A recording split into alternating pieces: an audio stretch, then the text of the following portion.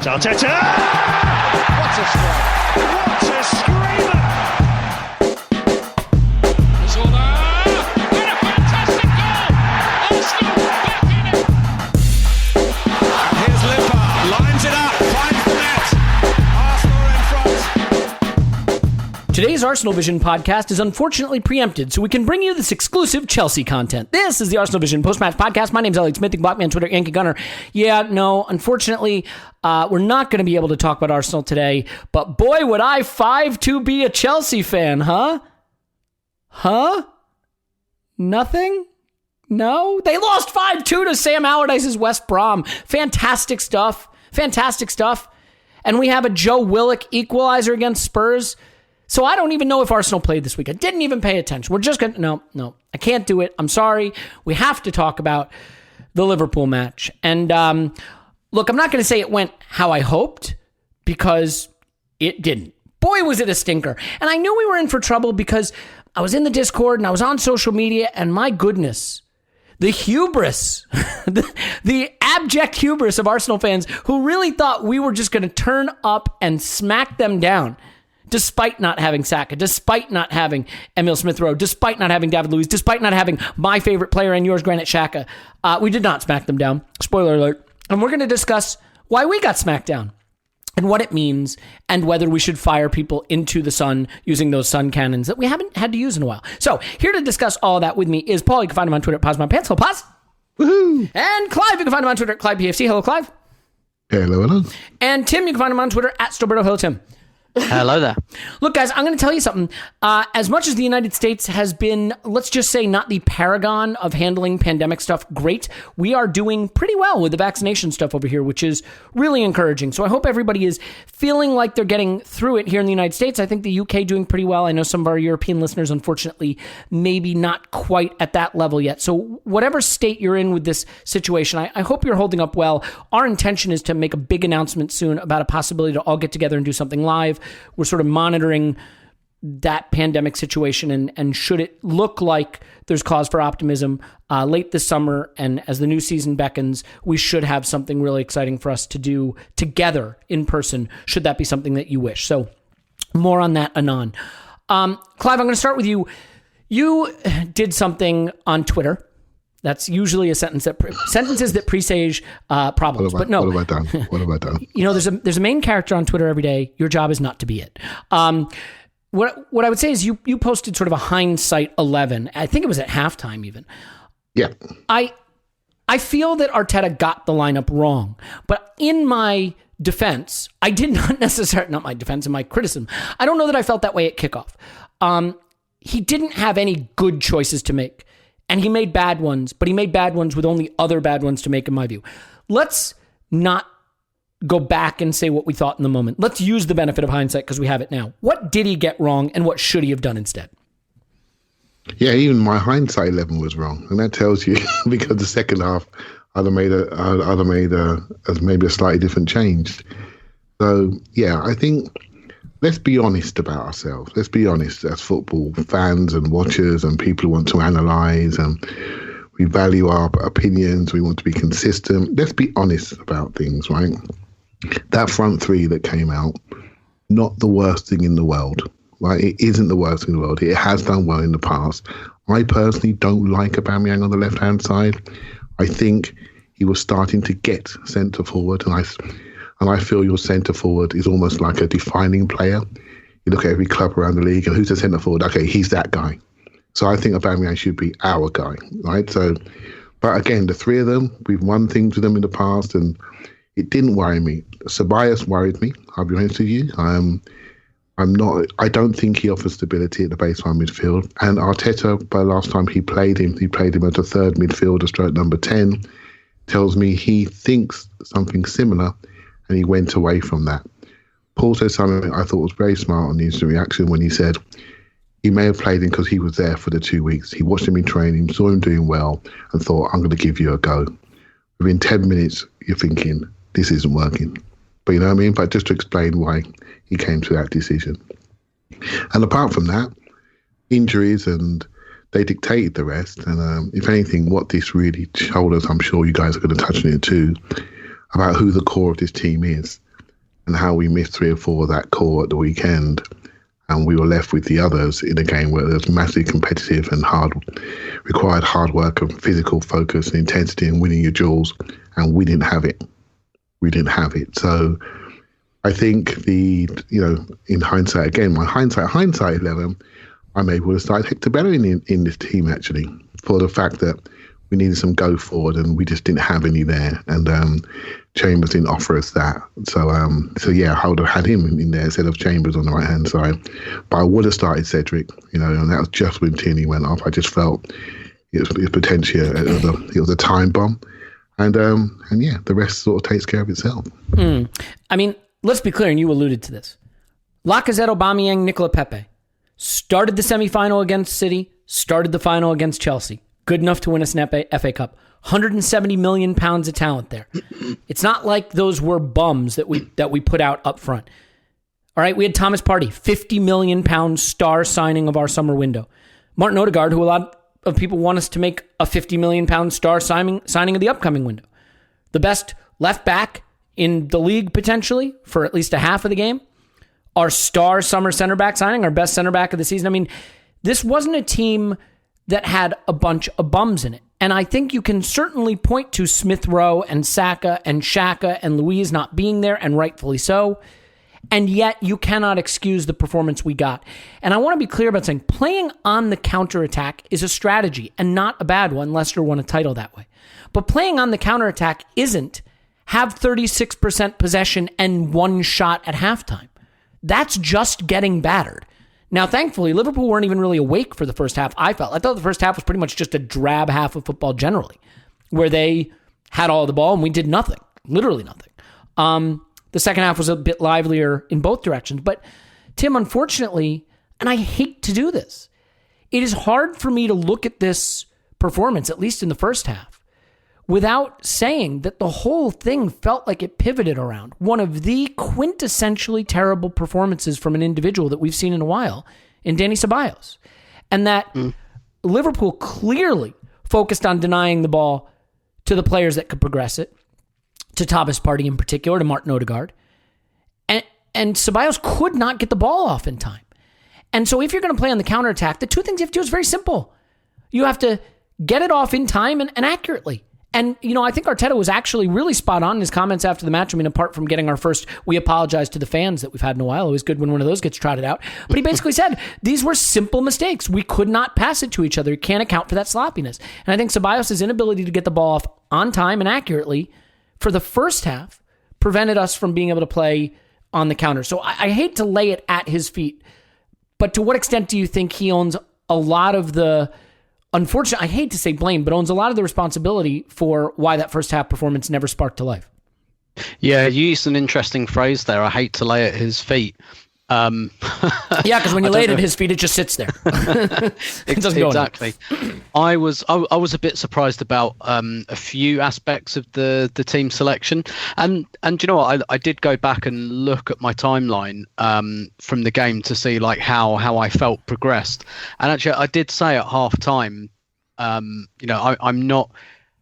Like, because I think because loads of people were getting into, and I think it's quite natural. We're getting into individuals and things like that. And I think I tweeted something like, look, that we've lost a lot of like technical pillars of our team. And I was always worried about that. So like sometimes it's not like the quality of the player you lose, or sometimes it's not even. It's just if you lose a few players that have like the same attribute, like Luiz and Xhaka, losing both of those players, they're not the best players in the world, but losing both of them when you don't really have an analog for either of them, like, is problematic. And then when you multiply that by losing Smith Rowe as well, who's another like technical joining player, Luiz. Broadly speaking, Luiz joins the defence to the midfield, Xhaka the midfield to the attack, and Smith Rowe the midfield to the attack as well in another sense. So those are like your joining players, and we lost all of them, and therefore that is kind of unfortunate. I was really surprised that Arteta started Ceballos. I completely expected El Neni to start this game. And I'm not necessarily saying, if we'd started El Neni, it would have been a completely different game. We'd have won or drawn or whatever. We probably still lose. I'm not sure if we lose 3-0, but to be fair, like, the goals didn't go in when Ceballos was on the pitch necessarily. But I just felt that he'd want that continuity player in El Neni who is, I mean, it's probably a stretch to call him press resistant, because if you don't really pass the ball forward, you're always press resistant. But he's a player who tends not to get the ball snatched off him. And yes, that's generally because he doesn't do a lot with it and because teams don't really bother to press him. But he started that Man City game, for example, for that exact reason, right? He started because Arteta thought, okay, I know he's probably not going to get me up the pitch very far, but he's going to stop, Phil Foden, Kevin De Bruyne, etc., snapping it off our toes 30 yards from goal. And that's why I was really surprised not to see El Neni start, because for me, the mixture of Ceballos and his love of 2 extra touches against the Liverpool press always spelt bad news for me. And the fact that Ceballos is a player as well who really tends to go backwards, I guess literally and figuratively actually, but who really collapses onto his centre halves. I just don't. I know that the choice between El Neni and Ceballos is not exactly a brilliant one for a coach, but I just can't believe that he went with Ceballos, given the fact that he takes loads of extra touches. When the team comes under pressure, he collapses back onto his centre-backs. Like, all of that does not add up to playing against Liverpool for me. So I was hugely surprised by that. And even if the plan was to bypass the midfield a little bit, which I don't think it was necessarily. I think we couldn't build out from the back. Then don't put Ceballos there anyway. If you're going to bypass the midfield, I'd definitely sooner see El Neni there, just because at least he kind of shields and he'll run and provide, if Aubameyang gets the ball on the left and he's got Trent Alexander-Arnold and James Milner up his backside, El Neni will show for him and get him out of there, and probably pass it backwards, but he'll get him out of there and just act as that pressure valve. Ceballos isn't going to do that, and so I felt that was a really, and I felt that before the game. I was surprised by the front three, kind of unpleasantly, because I just don't really think they work together in anything other than a back three, and I was surprised by this one. I was unpleasantly surprised by Bellerin being left out as well. I just looked at this and I thought, who the hell is going to pass us out of this? Holding, Gabriel, Chambers, Ceballos, none of these players are going to pass us out of pressure. And if we're going for long balls, then why the hell are we playing Lacazette through the middle? So I had a number of issues with the lineup, even if I agree with you and don't think that there wasn't a good lineup for this game, but there were worse lineups, and I think he got it about as wrong as he could possibly have got it. Yeah, I think that's right, even if I don't know that I was as wise during the fact about that. And so, I have to raise my hand and admit that with the bad choices he had to make, I sort of grudgingly accepted these choices. But, I'm never going to be someone who says play El Neni over Ceballos, although I am going to become that person, to be fair, because I don't know how you could avoid it. I think there were a couple of things that really worked against Arteta here. First of all, the Tierney injury, obviously, and we will get to that with Dr. Rajpal Brar at the end of the podcast, so we won't go into that too much. Suffice it to say, I think it's the worst injury we could possibly suffer, and we don't have anyone to play that role. And Tim, I saw your tweet that it should be Saka going forward. Maybe we'll touch on that in just a little bit. I think two things happen. It's 0-0 at halftime, and he's made a sub. Ceballos needs to come off.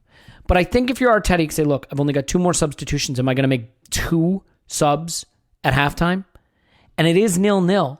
So we got through it. He can't play that bad again. I've had them in the dressing room. I've had a chance to coach him up a little. I'm going to roll the dice. I think if it was 1-0 to Liverpool, or if he hadn't had to make the Tierney sub, then I do think Ceballos comes off. And so those things sort of worked against him. Although to be fair, again, we did not concede while Ceballos was on the pitch, so you can't lay it all at his feet. But for me, the issue is the attack. Liverpool's going to create chances. Even as bad as they've been this season by some people's metrics, they are the second best attack in the league behind only City. It's their defense that's an issue. And for us to create 0.09 expected goals and have just 3 shots, 1 at halftime. That's what bothers me. Not being able to get out and really hurt them at all. And for me, Paul, a lot of focus has to be put on the decision to start Lacazette centrally and play Aubameyang on the left. Now, I want to be clear about something, and it did come up on the Arscast, so I can't even credit this as original, although I promise I was thinking about this before I listened. When we played Aubameyang successfully on the left, and especially during the FA Cup run, we played a back 3. And Lacazette's role was to drop in, connect play, and give it to Pepe or Aubameyang breaking in behind. He was the hold-up guy who was supposed to set those runners in so they could attack the channels. That's not the system anymore. That left-sided player now, when we've used Smith Rowe there, or when we've used Willian there, is a connective player. A player to help facilitate getting Odegaard into play, help facilitate get the center forward into more effective positions, right? Sometimes run in behind and cross. But that is a connective player. And the facilitator now, the player who delivers the ball, is Odegaard, not Lacazette. So you could say, oh, well, Aubameyang's played on the left before and Lacazette's played center forward and he holds it up and he gives it to him. But that was in the back 3. That's not really the system we have now. And so for me, it didn't make sense. Get the livelier Martinelli in there. That's what, if you're going to play counterattack and get a guy who will run around like an absolute maniac and press them and harry them and push them back and run all day and try to run in behind. Maybe he's not as tactically astute as you'd like, but in this game where you're going to sit in a little bit and you want those guys to just go, let him just go. Let Aubameyang just go. Put some threat in behind those inexperienced, lesser quality center backs. I think he really missed that opportunity. And for me, Paul, this is a terrible Aubameyang performance in a position that I don't think he should have been given, and I certainly don't think he should be given again. Do you want to take issue with that? If so, why? And if not, why not? Yeah. So I guess buckle up, everybody, because having watched it a second time... No. I know where we're going. Yep. It was a brilliant performance. Is that where we're headed? No. Oh, good. Okay. But you know how it is. You go from this 0-1 black-white to, well, considering it's not that bad, right? Here's my working thesis. Like, Klopp changed his formation to a 4-2-4 to bring on Jota because they weren't having that much joy. I mean, they just weren't. Arteta said that we were, when you're getting everything wrong, basically, you do everything wrong, you're losing all the second balls. That's what I thought we were doing. We weren't. We didn't win as many balls as Liverpool. But, the idea that there wasn't fight, I'm sorry, they're all putting it out there. Have people said there wasn't fight? I don't think that's the criticism. I think the criticism is we just sucked. Like, we had one shot at halftime. One. Yeah, no. But, they didn't have that many either, right? This was a battle. The idea, I think a lot of people think we weren't up for this, that they wanted it more. And, that's just not what happened. My issue with this was the weak point in this lineup, I actually think, was going to be Odegaard. I think it relates to a lot of the other things you guys have said. I don't think he has an easy lineup here. But the issue with building our attack, I don't think the plan was to sit in and to counter. I think that was just a reality of the fact that Liverpool were always going to put that level of pressure on us. But we were clearly not planning to play out from the back, but we were not planning to sit and counter. We were one of the reasons Chambers, maybe it wasn't the reason he was picked, but it was how he was used. On kickouts, we went to Aubameyang once or twice. We went to Pepe, but I was surprised 2 or 3 times Chambers was in their half receiving. Our plan was to get control of the knockdowns on that side, play it around and out through Odegaard, stay up the pitch. Here's my analogy of the day. One of the problems as a rock climber, if you're a very good rock climber but not a world-class rock climber, is if the rock face gives you almost no purchase, people looking at you will say, oh, he's shit at rock climbing. They were just more physical, more intense. than we were. They're better. They're better than us, Paul. I mean, can I just stop you for 1 second? Especially in the area of the pitch where this game was fought, right? People can say, oh, there's centre backs are shit. Well, if you can't quite get enough purchase to get at them, it doesn't really matter. You can say, well, they're not really scoring goals. Well, they scored them against us. They are scoring goals. They're the second best attack in the Premier League, and it's not close. They're a distance to third, and the only team better than them is City. The problem is defensively, they've never been as good as they were against us. Yeah, and we just couldn't get our claws into them. But it wasn't because we weren't planning to or trying to. I think it was a relatively... It was a hybrid kind of setup. It was kind of enough in Arteta's mind. It was enough attack that we get into this game. You got to do a rewatch, guys. It's going to be really interesting. We actually play in the first half, but that's not how you remember it. We actually we struggle for the first 7-8 minutes of the second half to get into it, and then we get into it. There's a reason he changed the formation. We were in this game. We weren't in their penalty area, but we were very much competing, fighting. There were a lot of sloppy passes that hurt us really bad. Lacazette, I kind of see he was okay. He was almost okay in the first half. He was in there, he was fighting, he was winning balls back. Sloppy pass here, but it only, the problem is it didn't make any sense, our lineup, because we were playing about 10 or 15 yards deeper than we wanted to. Their plan for Odegaard was ball went anywhere in his area, he'd be swarmed by 3 guys, Robertson, Thiago, and of course Fabinho primarily. Fabinho was all over his ass. Jermaine Genius had this thing he showed on Match of the Day where he's bitching about how Holding didn't play it up to Odegaard up the middle of the pitch. And he's like, well, why isn't Odegaard asking for the ball right there? Now, Fabinho's right on his shoulder.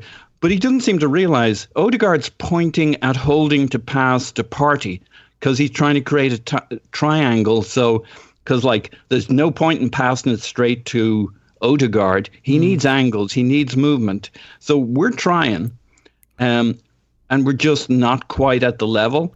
And they're too much for us. But that's not the same as we were terrible, it was shit, nothing worked, we had no plan. In the instant reaction, I didn't say we had... All right, I got to stop. Hang on, but let me wrap it up here. Okay, please. In the instant, sorry. In the instant reaction, I said, I didn't know what the plan was. That's not the same as there was no plan. Obviously, there was a plan. And the problem with plans is they can look really stupid if you don't quite get to the point that your team, your lineup began to make sense. And we couldn't quite get up the pitch long enough and stay up high enough. But there was a plan to get us there. We almost did. We almost got into this game. And, it did take a Klopp change of formation before they could make the difference to us. They had to put 4 guys. They had to really come at us more direct with the switch balls and start getting at us. Yeah, all right. I couldn't disagree more, and I'll explain why. But I'm not saying we're great. I'm not saying everybody played great. I'm saying it's not the binary scenario. I now know, after all these years of podcasting with you, it just clicked for me why we lock horns. I don't disagree with you that we have a plan, that we had an idea that wasn't even terrible, that we had a way we wanted to play. Understand something. When I think we were terrible, it's not because I think we set out to be terrible, that the players didn't care, that the coach had no idea. But it's not good enough to have an idea. They get to do tactics too. They get to have talent too. They were more talented than us and had better tactics than us, and we didn't adjust, and we lost badly. And whether any stat you want to look at, outshot, outpassed, outpossessed, any of them, it's true in the first... Now, look, you are right. They didn't create much in the first half. And I'll admit, in the moment, you look at my tweets, I was like, this is a nothing game. This is a sloppy, terrible, nothing game. We weren't in it. They had 65% possession in the first half, which matches what they had in the second half. And you're right. They made a subtle change, and they attacked us more effectively in the second half. But we've seen games like this. Leicester held us at bay like a little child for half in a game earlier this season, did nothing, and then beat us with one counterattack in the second half because it was just that easy for them. So, they didn't hold us at bay in the first half against Leicester. We were significantly better than them. I think we're thinking of 2 different games. I'm thinking of the one where we played Partey, Xhaka, and was it El Neni or Partey, Xhaka, and Ceballos all together and we did basically nothing. Did we win it or lose it? We lost it. Okay. Yeah, we were much better than them in the first half. Luiz kept hitting Tierney. All right, let's not go back. We did two podcasts on that game too. Clive, I want to bring you in here to respond to what Paul said. But Paul, again, I want to be clear.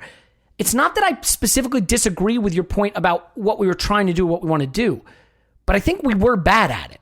And I think that, again, we didn't get to it, so hopefully we can. The Aubameyang thing, I still think fundamentally that is a misuse of that player in this system that roughly eliminated him from the game in meaningful ways. And I know he had a couple of And I don't think we quite saw how he was supposed to be used in this game because we never quite got there. And by the way, I'm not saying we were good.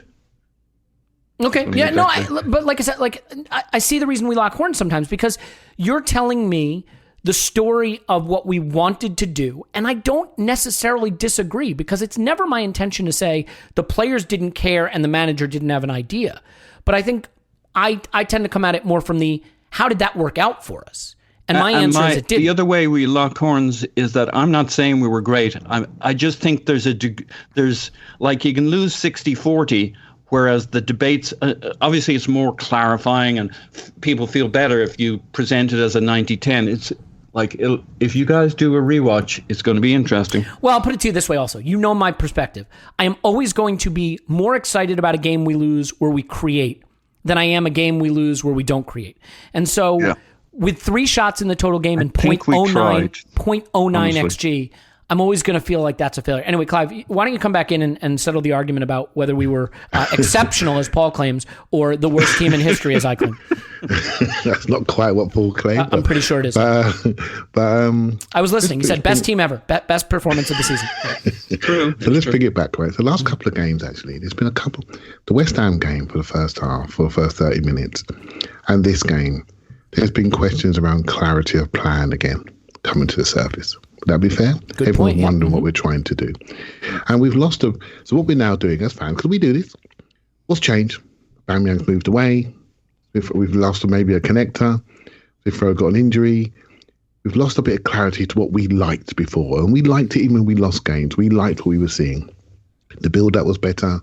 And so we look as fans. I do agree with Paul that I was on the instant reaction. I was using words like lack of courage, etc. I think I was a little bit harsh. That's just being absolutely gutted after a performance. But tactics mean different things on different days. Liverpool they are always going to press us back into our half. So ability to spring out was always going to be key. So passes per defensive action are the type of stats I'm looking for in this game. Right. So I'm thinking we've got to spring.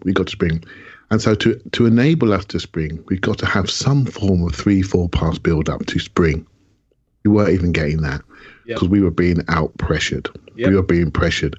So it becomes a game of territory. Another stat that really comes out in this game is your average position. And our average position was back. And then people think we were trying to play on the break. I don't think we were trying to play on the break.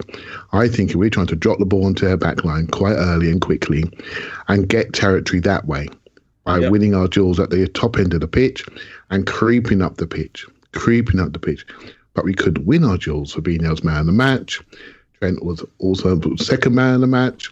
They were very front-footed, watching our switch balls, watching our floated goalkeeper passes, watching our long passes from our goalkeeper, which is something to discuss maybe.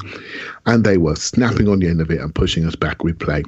They've got double the passes, so they're in control of the football. We are now reacting to their game plan. And the best line is, other teams get to do tactics too. And their tactics were better than ours on the day. And they imposed themselves on us. So what's the metric to get your tactics back on them, for you to impose yourself on them?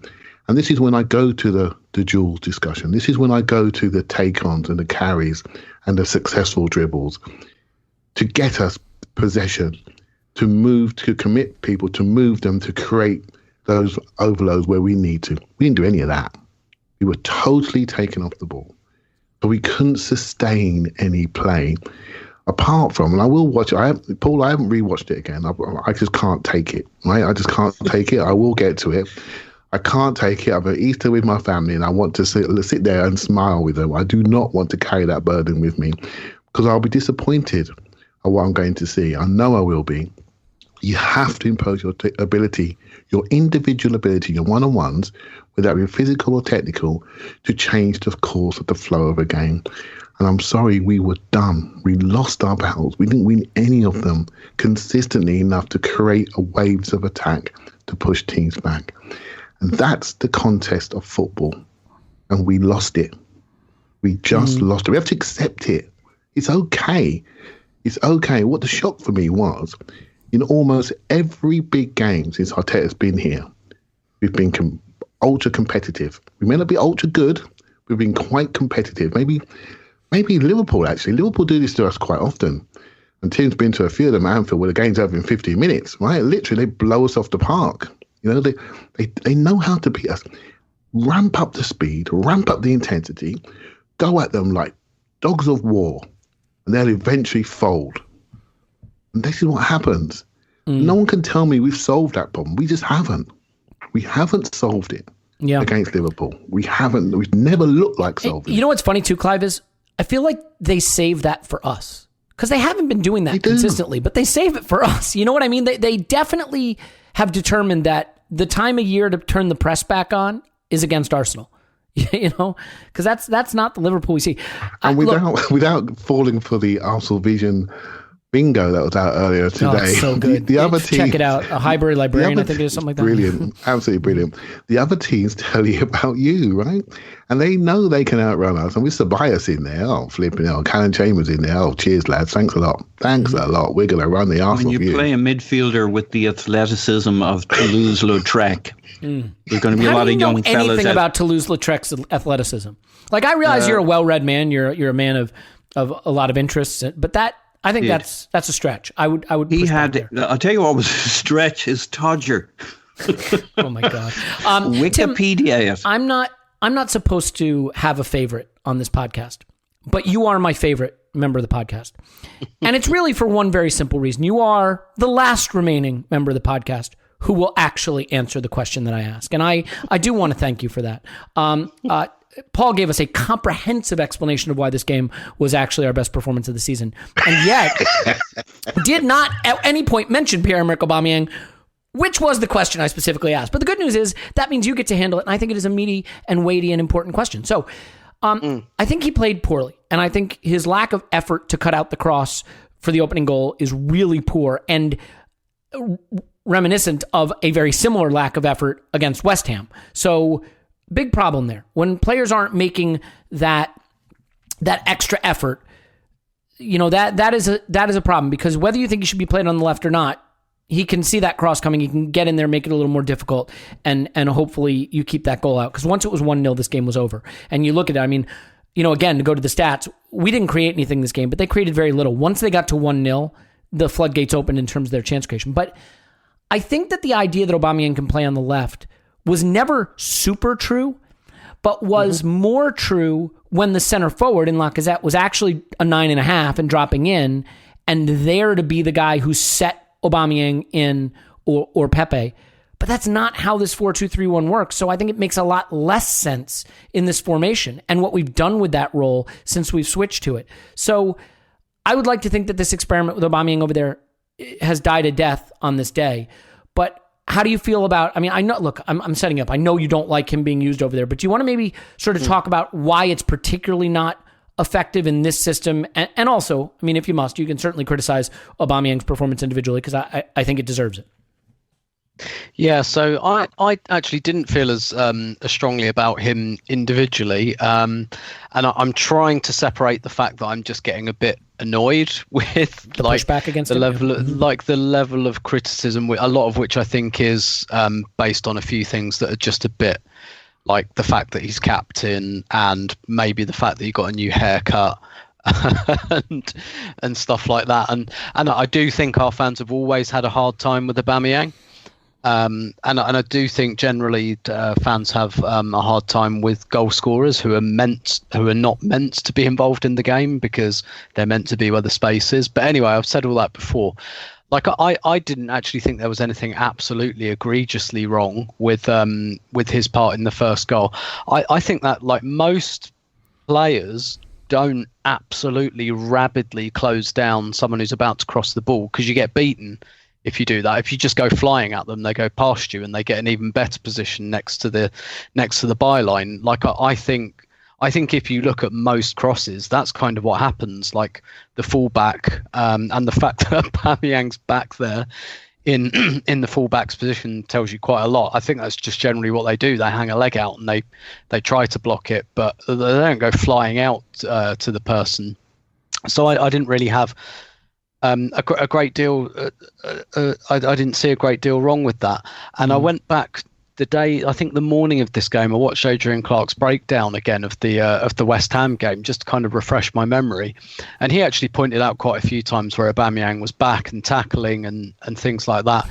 He, I think Aubameyang had 3 clearances in this game, which was more than anyone other than the centre halves. An interception, creates our 2 chances. So I don't think he had any kind of. I don't think there was a work rate problem there at all. When Do you think look it's at the just that specific moment then? Because there is a work rate problem for the Alexander-Arnold cross to Jota. I did have a good look at him when I rewatched it, and he was pretty good up till that. Yeah, he worked hard. I don't think that was a work rate problem though. I just don't think that's. I don't think defences are told to prioritise flying out to someone to stop a cross from coming in.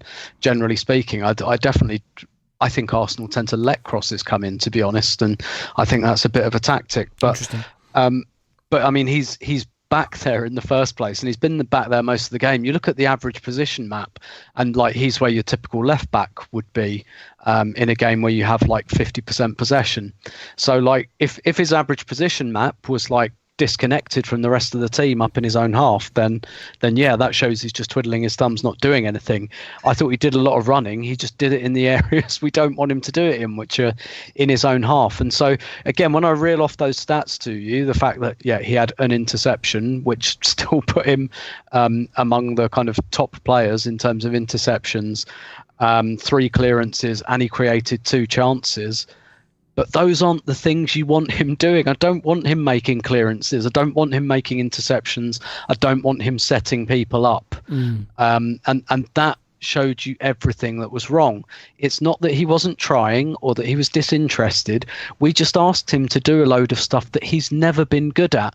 And even if we'd had more of the ball in this game, I still think that would have been exposed had he not been playing left back, because we were getting so pressed back. Even if we'd have got out, what would we have been asking him to do? We'd have been asking him to do what Smith Rowe does and like come in off the flank and help us retain possession. He's 31. He's never, ever done that. He's never been good at that. And so for me, I mean, I think it is a misuse of him. And what's really galling, Elliot, and what makes me really, really worried about this summer and about entrusting it to the people that we've got in place, look at the decisions they have already made around someone like Willian. That Arteta and Edu made that decision together, right, about Willian. Fucking disaster, absolute unmitigated disaster. They made the decision to give Aubameyang a contract. I'm completely open to the idea we shouldn't have given it to him, or if you don't like Aubameyang, etc., that's kind of fine, or if you'd like a different striker. But once you make the decision to pay someone that much money, it's a really simple, easy choice, actually. It's not a difficult choice on the technical level, because that is, I'm going to build the team around you money. You do not pay that money to someone to say, I'm going to occasionally play you on the left wing and occasionally play you up front. When you commit to that much money, what you're saying is you are the star player and we will build the team around you. And if you do not think that the player is worth that, or you're just going to make him another cog, or just ask him to play different positions, don't give him that contract. It's once the sums get that big, it's really, really easy. Same principle as if you're buying a player. You do not spend 100 million on a player unless you're thinking, I'm going to make this person the absolute sun that this team orbits around. And so it's deeply, deeply frustrating. I also, Aubameyang, I saw someone did like a poll on Twitter about who do you want to see start up front in the next game between Aubameyang and Lacazette. Again, I'm open to. I'm not saying Aubameyang played well in this game. He was completely absent, but so were the other front four. right? And all these people voting in this poll were saying, I want to see Lacazette play up front. Aubameyang should start at centre forward every game for the rest of the season. It's that simple. It's just like, so you've got to choose between them. But what did people see from Lacazette in this game? He was terrible. He was terrible. Absolutely. All of the front four were completely like, when all of your front four are not getting the ball and not playing well, that shows you that something else is going on beyond whether you like the player's haircut or the fact they're wearing the captain's armband. So I really think there's a lack of intelligence around this discourse at the moment, which I am finding quite infuriating. But on Arteta's upset you, Tim. It's upset you for a couple of weeks now. I know. Don't let it get to you. I'm feeding off this energy, though. Tim is bringing the energy that I was really hoping we would get. More than that. I want to thank you for that. Just to wrap this up, now I've got that off my chest. I really hope that this is the end of that experiment. We've got plenty of other players who can play on that left side. We've got loads of them. Saka, Pepe, Willian, Smith Rowe. There's loads of players who can go and play over there. We do not need to put Aubameyang over there. Play him up front or don't play him. And if your choice is don't play him, then if I'm Stan Kroenke, I'm saying, knocking on Arteta's door and going, why the fuck did you give him all that money? Yeah. That's a big black mark against the manager and his future, in my opinion. Stan would have to know where Arteta's office is first and who Pierre-Emerick Aubameyang is as well, but that's a different story. Look, I mean, I'm with you, and the funny thing is, people say, the way you attack Liverpool is in the space that Trent Alexander-Arnold vacates. Well, that's exactly how we destroyed Spurs, but we used Smith Rowe to do it. We didn't use a guy running in behind. We used a guy who started from a left back position, then came up to a hybrid left wing position and really interchanged intelligently with Tierney. And look, I'm no Willian fan. I don't know if Martinelli is positionally as astute, but I know that Aubameyang is not going to do some of those things that Smith Rowe adds in that position. So you have to reimagine it. I think, as much as I hate to admit it, this may have been a game for him to go back to the 3-4-3. To go back, if you want to play in this way against a big team like this, then go back and do it in a setup that facilitates those kind of wide overloads in a more effective way, where those players, Pepe and Aubameyang, can run in behind, as opposed to having to come short, link the play, and then a lot more of a positional intelligence about their game. I want to bring Paul into this because you will be shocked to know that Paul does not want to be frozen out of the Aubameyang conversation. If only I had asked him an Aubameyang question so he could have opined on it. But you know what? I do not hold grudges, he says, holding a grudge. Paul, would you like to add on the Aubameyang situation? Look, you would have realised if you were more intelligent that I had actually responded on the Aubameyang question earlier, which was that we didn't quite get to the positions in the pitch where it started to make some sense. Look, but I am not more intelligent, so the joke's on you. Oh, yeah. Okay, you win. Look, my short point here, which is I think that our plan was to play up the right, overload Odegaard, Lacazette, Pepe, Chambers coming up from behind, create stuff on the right like we did against West Ham, and have Aubameyang come in from the left to get on the end of it. I think that was the plan, and we never quite got there. I think the other side of the plan was, hey, it wouldn't be the worst thing in the world if Trent is pushing forward and Lacazette can run in behind there. I don't think that was necessarily the primary reason. I think we were looking to build largely up the right, and we never quite got there. And I think, just to reiterate, I'm not going on about us not having the right attitude or application or caring. I'm not saying no. I'm not saying there aren't people doing that. Plenty others were. Sure, I don't feel that way. I think when I say. And Clive said, about the instant rent. I certainly wasn't even thinking about Clive. I'm just, I've seen a lot of discourse. I've been in a lot of discourse. I've seen analysis of the game. I've listened to Arteta's comments. I'm looking to match of the day analysis. And there's a lot of they wanted it more than we did. And I think that's simplistic. I tend not to engage in that because I don't know how you're supposed to know a thing like that. But what I will say is that I do agree with Arteta in one respect, which is in the first half, what killed us was just a failure to execute basics. There was one moment where Partey had it, for example, and Aubameyang got in. He was in behind. I don't know if it's first or second half. I think it's first half. And Partey plays the right pass on time, over the top, sort of diagonal, but it's just 3 yards off. And it allows the Liverpool defender, I'm not sure who it was, to get back and cut it out. There were so many moments like that where either I remember there was one where Aubameyang is so in and there's so much space and Ceballos just touches and touches and touches and touches again, doesn't get it off in time. There were a lot of moments like that in the first half. I think the game was lost first in the first half where we had opportunities and the precision wasn't there. It was too sloppy. Yep. I do think that what's starting to frustrate me is a narrative that anytime we lose and play poorly, the players are no good. And when we win, Arteta has revitalized the club. I don't know that I love that binary that's developing. And I think that Arteta's thing here is anyone can get their tactics wrong or get outplayed, right? The other team gets to do tactics too. How do you react to it? Clive, I think one of the problems here is that I don't think he reacted particularly well, but I do think he had a slight challenge in that it's halftime, you're getting battered, sort of, but they haven't created a ton and it's still 0-0. You've had to make an enforced substitution. So how much more do you want to tinker at that point? Do you think that the Tierney injury really limited Arteta's ability to react at halftime in a way he might have otherwise? And maybe you can generally, let's not speculate about the injury because Dr. Raj is coming on at the end of the pod and he'll talk a bit about that. But just in terms of what it does for us in terms of how we play and how we handle it. Yeah, so just quickly on Oba, right? Back in the days when he was playing left, he was never asked to be part of the 5 channels defensively because we had them covered with our wing backs, right? So, and when we had the ball, he had a bouncer behind him, either Maitland-Niles or Saka, doing a lot of the work, so he could focus on picking pockets. So he was a striker from the left. Now we're asking him to be a left midfielder, stroke left wing back. And that changes the dynamic.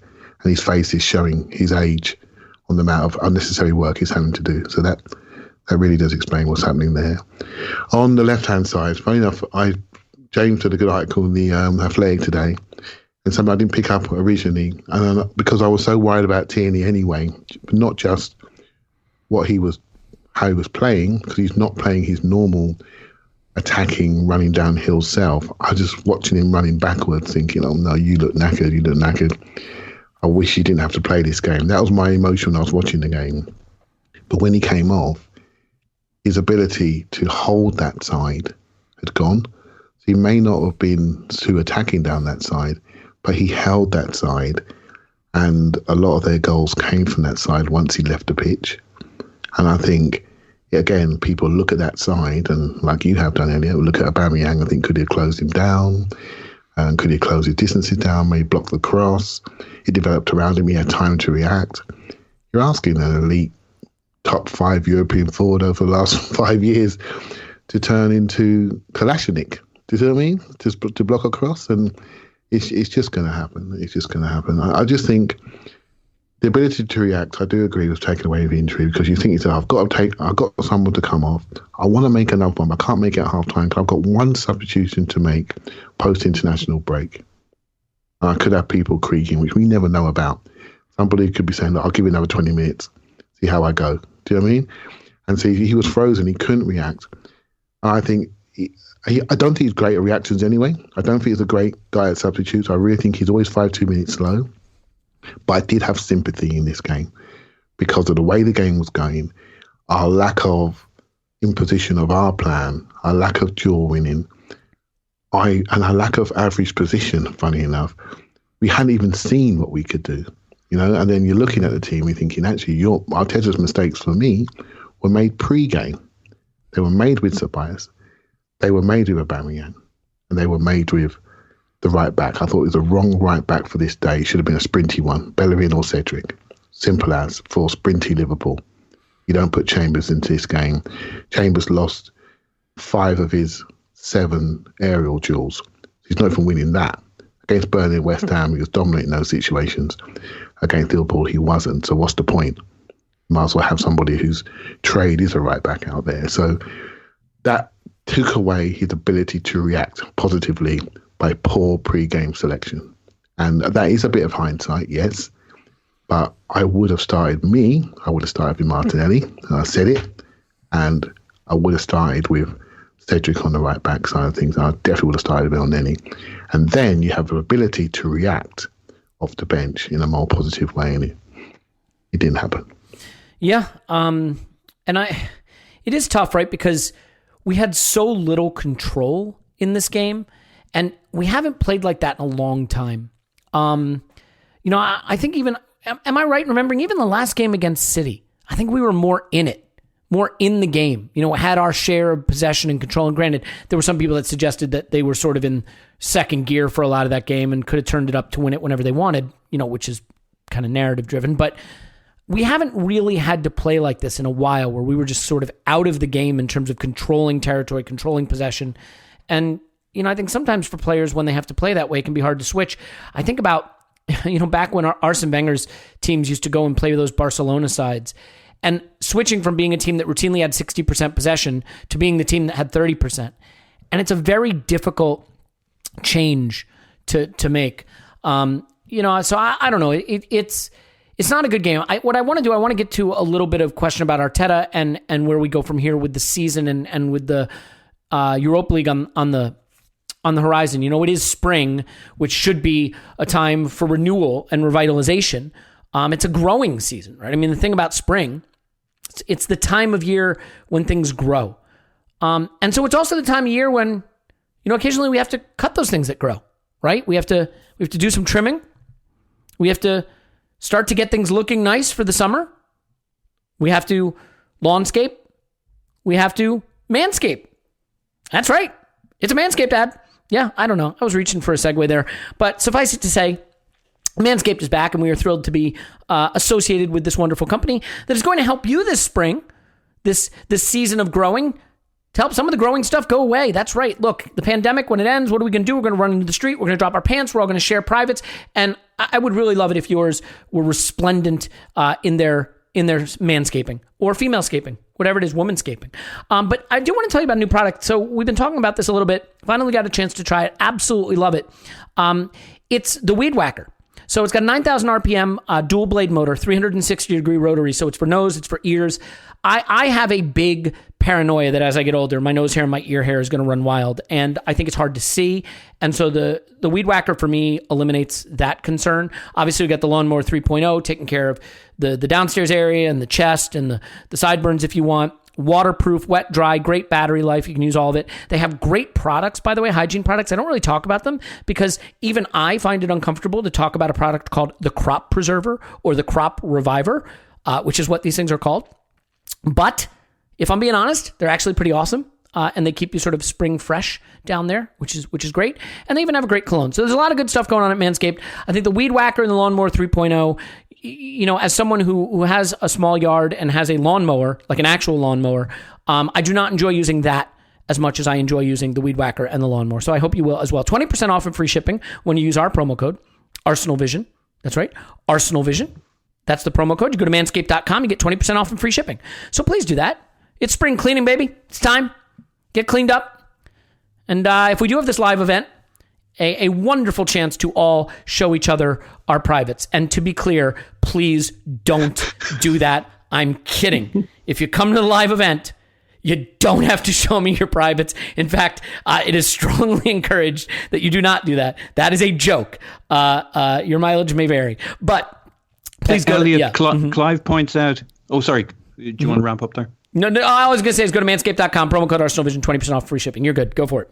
Yeah, Clive pointed out you made quite the confession in there about having such a small yard. I do have a small yard, but I clean it up nicely. Yeah. That's what it's about. I tell you who could have used... It's not the size of the yard. It's the way it's manicured, groomed. It's the size of the lawnmower. Yeah, I tell you who could have used a Manscape, Toulouse-Lautrec. Look it up. Yeah. I got to be honest with you. Paul is extremely well-read and knowledgeable on a wide range of topics. So if I make fun of him for thinking that the Liverpool game was our best performance of the season, I cannot make fun of him for his knowledge of things like anatomical knowledge of anatomy. That's right. Tim, I'm going to come to you for this. So, I think it is time for a little navel-gazing, summarizing, thinking about where we sit. There, I remember towards the end of Arsene Wenger's era, every win was an indication that he should stay and that we were right to stick with him, and every loss was an indication that his time had come. And I feel like once you get to that point where it is a referendum on the coach's future on a game-by-game basis, it's very hard to pull back from that. Mm-hmm. And I start to think we are reaching that point with Arteta a little bit. He's built up a lot of goodwill for me since Boxing Day. And I would suggest that if he got this team playing the way it has since Boxing Day for an entire season, that would be roughly what I would expect him to do. And so that would be reason enough to stick with him. The thing that hurts me is that this result, admittedly against a team that just won the league last season and isn't nearly as bad as people have made out, this is as poor, in my view, a performance as we've had since pre-Boxing Day. It belongs in that category of performances. So I'll ask you just simply, did this performance dent any of your enthusiasm for the work he's done since Boxing Day and raise any red flags for you? And how do you think we deal with the fact that we seem to be back in that situation now where anytime we lose a game, the manager's future is litigated again? Yeah, so I just think that's the general run of things now. Actually, enough, you see it with players now. Every game is a referendum on a player, and none of us are guilt-free. In that respect, maybe some of us more guilty than others, but none of us are guilt-free. And so I don't think that's a situation unique to Arteta. As to whether it's damaged some of my confidence, yes, of course. Kind of, how could it not? Like every poor performance damages your like they're all scars, right? I think Arsene Wenger described every defeat as a scar on his heart, and soon enough, you keep scarring your heart, it will stop. Generally speaking, I'm no heart. We have a doctor on later. I'll ask him if that's true. And I'd say my confidence fragile anyway in Arteta, and I guess I'm trying to balance that in my own head versus, well, how many mistakes am I actually expecting from a guy who's never managed before? And I don't think I've been quite as enthusiastic about the period since Christmas as others, which is not to say I haven't been enthusiastic about it and I don't see the improvement. I do. It's just we still haven't actually taken that many points in the period, and I guess it's how far do you separate like the boneheaded errors and stuff like that, and how far is that just getting rid of certain players who make those errors? But yes, you're quite right. This was a regression. It reminded me of the Man City Carabao Cup game in December, where I really thought Arteta's goose was cooked then, when I think we got done 4-1, or was it 3-0? I can't. All of these easy Man City home defeats blur into one. And it reminded me of, the last game before Arteta took over, where he was in the opposite dugout, and he said something about, he felt really sad about what had happened to Arsenal, in terms of Man City just turning them up and rolling them over. Yeah. And then we played that Man City Carabao Cup game. It's like, it's kind of like we've gone full circle, isn't it? And this did feel like that again. The thing will be here is how we react to this. So if there is a reaction to this and we get another, 9 or 10 games, or we just finish like quite strongly, then it just becomes easier to compartmentalize it and say, okay, bad day at the races, manager probably made some mistakes. Liverpool, who've been a bit jaded and burned out, they had some players who had a couple of weeks rest. There were no South American qualifiers. Trent was left out of the England team, so they had some players at least who had a bit of a breather, and they were more like their normal selves. And they have to show that that's a bit of a one-off, even though it's not a one-off in the grand scheme of things. But if we're putting like a cordon sanitaire on everything that happened before Christmas, then it is kind of a one-off since then, and they have to kind of prove that is the case, and that essentially what has to happen for there to be progress is these kind of performances have to become further and further apart until they eventually just disappear altogether. So it really depends on how we finish now, and how these last, is it 8 league games, bit of Europa League, play well enough in those. Even, we're not going to win every single one of those games. We're not good enough to do that. But if we finish strongly enough, perhaps put the Europa League trophy in there, then that obviously repairs the confidence. But yes, it did damage my confidence, and my confidence is already a little bit shaky just because some of the stuff that's happened in the market with Arteta and Edu. I still have trust issues there with regards to the rebuild. Yeah, it's really, really tough for me, Tim, because I tend to be someone who looks at performances and metrics before I look at results. But you can get a bit up your ass doing that, I admit. And this resurgence, just the last 8 league games, for example, which had a mix of easy games and hard games, taken 11 points from 8 games, 11. So I get that the performances, in my view, have been vastly better, and the underlying metrics show us as one of the top 3 or 4 teams since Boxing Day. But 11 points from the last 8 games, if we do that over the next 8, the final 8, we'll be finishing on 53 points, which, not great. Just to put it in perspective, we did a prediction sheet before the season. I predicted us to finish with 63 points, Paul 63, Clive 68, Tim 68, Scott 60. We are on pace to miss all of those, potentially by a lot. Now, to be fair, we have a relatively easy run-in at the very end that could see us push the high 50s and even hit Scott's 60. So you say, well, if we meet our expectations, then that's a reasonable season. I think he's going to have to do a lot of hard work towards the end of this season to get us to a respectable point total. And then it comes down to, and Clive, I'll turn this over to you. I mean, I think if the performances and underlying metrics that we've seen since Boxing Day up until this game continue the way they were going all the way through the end of the season, that would be encouraging enough to me, especially if we do something special in Europe, then obviously, to say, yeah, let's keep going. Does he have work to do in your mind to make it a sure thing? All right, set the Cronkies aside, because they may just do nothing because it's the easiest solution.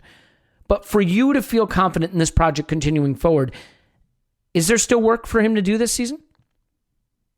Oh, this season, Tim has mentioned the word react there, right? And I'm thinking, okay, we have to react to something, right? So we ended the game at the weekend without Luiz, Xhaka, Tierney, Saka, Smith Rowe, Aubameyang, all off the pitch, right? Six or so of our better players, right? All off the pitch.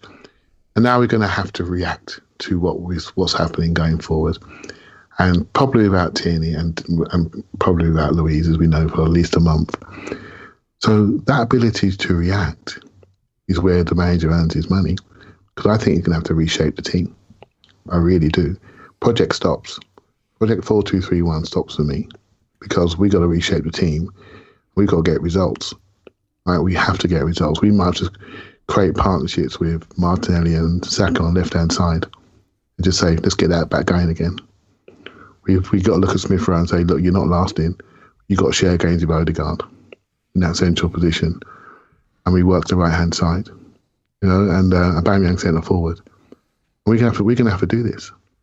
We're gonna have to do this. We're gonna have to reshape what we're doing and hold for a little while, because we got results to get, particularly in the cup competition, which we're not bad at, and we may have to pick 3 centre backs from 4 and say, look, we hold it here and we go back to what we were doing, rather than trying to shoehorn the right-footed left back into the system, which we know is not going to work. It's not going to work consistently. We know that, don't we? I think we spend too long knowing things are incorrect, convincing ourselves they're okay, until they become incorrect again. And what we do as fans is we snap angrily back outward, because our underlying feeling comes back when we have a defeat. I knew I was right. I should have said it. I'm going to say it now. I'm going to say it loud. I'm the idiot, Clive. I apologized to Arteta just like 2 pods ago. If I had just waited, I wouldn't have had to apologize. I could just stuck with my crappy opinion originally. But the thing is, we're all football fans, right? We're supporters, and we want this to work, don't we? We want this to work. So, Clive, what's driving that at its essence? Is it the fact that we're losing Luiz and Tierney, and that's going to have knock-on effects, or do you just mean I regardless of that? I think so. You talk about, I know people don't like this, but Luiz and Tierney, they are in our first 11 every week, and they are 2 of our leadership characters. Well, Tierney could be our most important player, full stop. Exactly. And look at the results when he doesn't play, when he had those lower limb injuries after Christmas. That's when we blew it against Wolves and Villa. He plays those games, we're fine. So this is it now, reaction time. Because you get given challenges through a season, and these are the type of things I look at the manager for. These are the sort of stuff I look at. React. You know what's wrong. You know where we have to go. Do it. Choose. Select. Stop doing things out nice. I heard you're ruthless. Stop playing Ceballos. You know it was wrong. Don't care what he's saying, Trey. You know it's wrong. That's why you played him in the third midfielder. You were worried about his stability, yet you played him again. It wasn't going to work. You know the answers. You know that Aubameyang centre forwards. Stop trying to find reasons in a game plan to get him in behind fullbacks. Get him up front. You know, these sort of things are the sort of things that chip away at confidence. Personally, I feel there's a project here that needs investment. It does. It absolutely does. There is no way out of this. We've got £160 million loss coming next year. We can sell loads of players, but everyone wants to sell loads of players. Who knows what's going to happen? We need investment to shortcut this. We need to lift the quality. And I know people say, oh, we lose a game, we've got to change the players. Well, some people say we lose a game, we've got to change the coach. We've got to change Edu. We've got to get Vinay out. We've got to get KSC out. People go where they want to go. Change the club, maybe? Yeah, change the club. Rip the club apart. We lost the game for Liverpool. Change the stadium. Just get it all out. We were the best team in the world for 2 years, basically. And they lost 2 centre-backs. That's why they stumbled and they scraped their knee. And guess what? They found a way to fix it. They've reacted. It took them a while. They're 30 points down on last season. It took them a while. You know, so we have to react. We're too slow. I said this offline, but we're too slow. We're too slow with our player identification and recognition that the quality is not there. I've said this 1,000 times. I'm going to say it again so people can hear it. I went to the Emirates and I watched Liverpool versus Arsenal. You guys know what I'm going to say. Klopp's first game at the Emirates. Mane ripped past Holding and Chambers in that game. It was one of the first games of the season. And here we are 6-7 years later. And we watched Liverpool-Arsenal at the Emirates. And Mane ripped past Holding and Chambers. I mean, what the hell are we doing? Is it possible What are we doing? that we are stuck in a time loop and actually it isn't 6 or 7 years later? Have you considered that? What are we doing? Oh, I'll tell you what we're doing. We're giving out new contracts. You know, that could be to protect the asset. I get it. But do you see what I mean? And then people want to blame that somebody, that one person. This is a club thing, mate. This is a club thing. We are so slow at making decisions and it's costing us. And this is why we need the investment. But Tim's point is the point that many people are listening to this are going to say, do I trust these guys to do the rebuild that we obviously need? And that is the question. It's the only question looking forward. And I can't say with certainty to anybody, you should trust them. Because what's that based on? We have to trust because we're fans, right? Looking in from the outside. But I can't say with certainty you should trust. I just can't. This comes from a debate that I had in the Discord earlier today. I want to be clear about something. I have absolutely no problem with anyone who wants to look at the results in our point total and say, this is not good enough. There is no big club in the world where a manager would get to keep his job with this, unless he wins the Europa League, which, you know, I think changes the calculus pretty dramatically, but maybe it doesn't for you. If you feel that sitting on 42 points, 30 games into the season is an absolute shambles and you don't keep your manager when that happens, I can't say you're wrong. Of course not. I also have sympathy for the perspective that, hey, I get it, but since Boxing Day, we've been one of the 4 best teams in the league by metrics, even though the results haven't fully been there. The squad is flawed, but we're starting to see some football that makes sense. I'm prepared to stick it out with this guy. I get that. What I don't get is the sense that changing the manager would be a calamity, that it would be a cataclysm for the club, that you change this guy, the club crumbles. That's just not reality. There are a million good football coaches in the world. They get plucked out of nowhere all the time, show up, are good, build careers. Klopp left Dortmund, they were fine. No, there aren't. Sure there are. Hang on. There are not a million. All right, fine. You're right. So now we're going to be literal? Mr. Analogy is going to be literal now? There's hundreds. No, there aren't. Because you need hundreds that we know will be good when they come here. Now there's not one person that fits. Well, there's maybe 2 people that fit that description. Hang on. You can't go from there are millions to there are hundreds to then asking me, are there 1 or 2? There are. Can we get them? Do we know who they are? No, there are hundreds. There are hundreds. I mean that. There are hundreds of coaches we could hire who would do a fine job. Because at the end of the day, coaches don't matter that much. We overstate the extent to which coaches matter.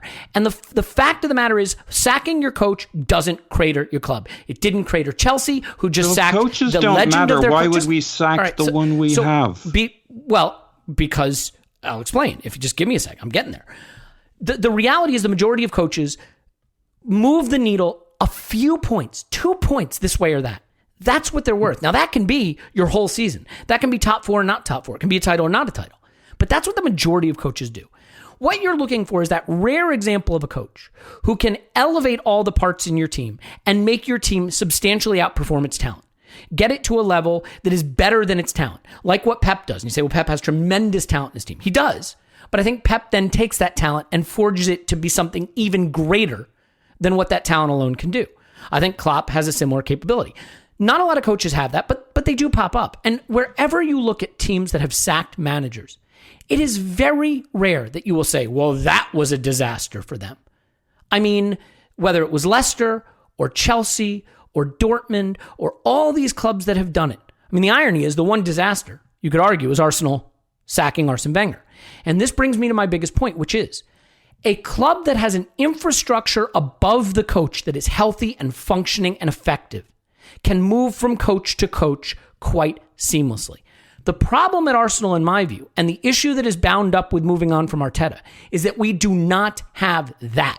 That's the thing that is the cataclysm. That's the thing that is the crisis. Because right now, Arsenal want the manager to be like Arsene Wenger, a catch-all problem solver for everything wrong at the club. Find the players, sort out the contracts, solve the ego issues, fix the culture, put together the tactics, win on the pitch. And because of that, changing the manager can be a cataclysm because there is no infrastructure for moving from coach to coach. So are there 100 coaches you could hire who could do a perfectly fine job at Arsenal? Tactically, there absolutely are. But lacking the infrastructure above the coach, that's where I think you have the real challenge. And that's the part that I have my eye on this summer to say, can this club get it right structurally so that whoever the coach is, whether it's Arteta or someone else, can just do their job on the pitch instead of having to do all the jobs in the way Arsene Wenger was expected to for nearly 2 decades. And so, Paul, that is where I was building with this. I agree with that.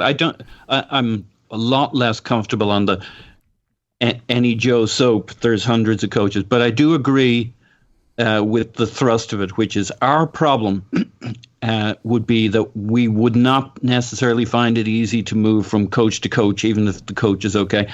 And it's bloody expensive. I mean, there's a transaction cost for changing coaches, well, sure, even in a well-run club.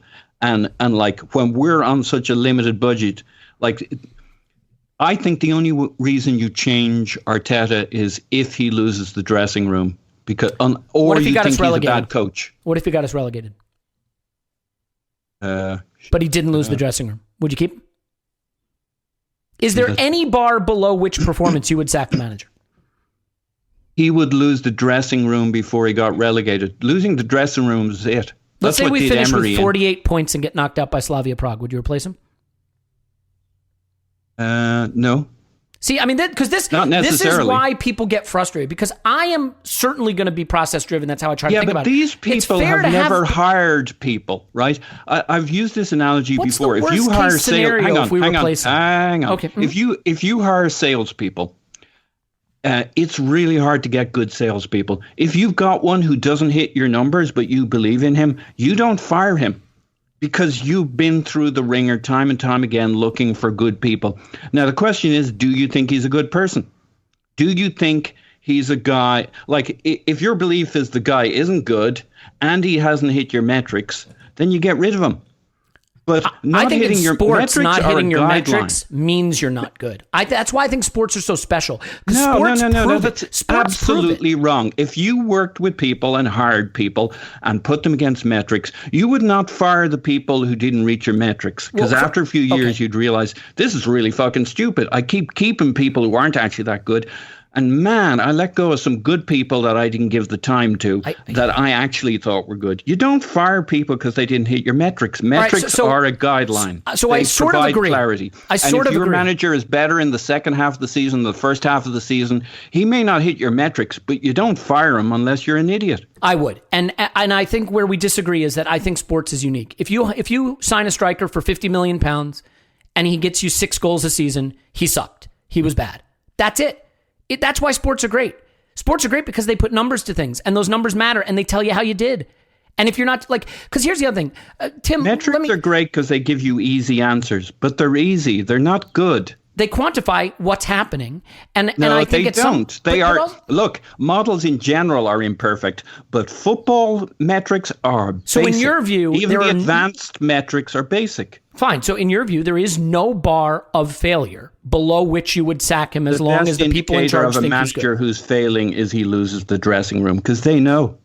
Okay, and by the way, I sort of agree that losing the dressing room is a great time to sack a manager. I'm not sure I agree that it's the only I mean, I don't know that Lampard had lost the dressing room at Chelsea, but I know he has been improved upon by Tuchel, which sort of an ironic time to bring that up. He absolutely lost the dressing room at Well, Tim, let me ask you something. So let me throw this to Tim for a second. In fact, I'll help you with that one, Elliot. He lost the dressing room way before they sacked him. Super. Okay, Tim, what is the worst thing that could happen if we sacked Arteta?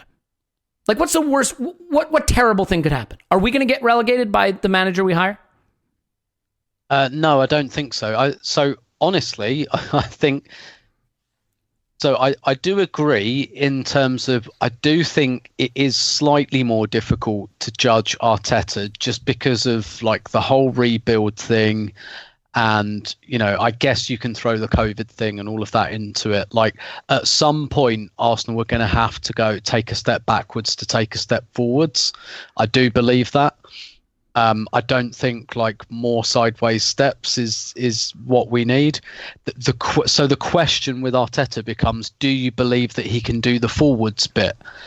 Because we've got a couple of steps backwards. We're probably going to finish below where we finished last season, 8th, or we're certainly going to finish in and around. Like we're not going to drastically improve or get worse than that. So it really does become I think he's a good coach. I do. I think that's self-evident that he can coach. Whether he can be a manager, I don't know, but he's certainly got, I think, a decent enough football brain. The squad is a mess, and it has been for years. We know that.